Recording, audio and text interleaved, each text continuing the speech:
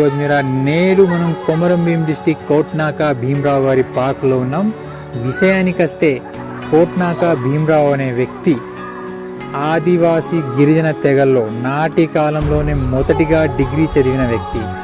ఆ చదువుతోనే తన జీవితాన్ని ఆపకుండా రాజకీయ రంగంలో ఎన్టీఆర్ హయాంలో కానివ్వండి, నాటి ముఖ్యమంత్రుల హయాంలో కూడా ఒక గిరిజన శాఖ మంత్రిగా ప్రజెంట్ మనం చూస్తున్న ఉట్నూరు ఐటీడీఏ ప్రాజెక్ట్ ఏదైతే ఉందో ఆ ఉట్నూరు ఐటీడీఏ ప్రాజెక్టు కూడా మన కోట్నాక భీమరావు గారి హయాంలోనే జరిగింది. ఇప్పుడు వారి వారసురాలు ప్రస్తుతం ఆశవారి ఎమ్మెల్యేగా కొనసాగుతున్నారు.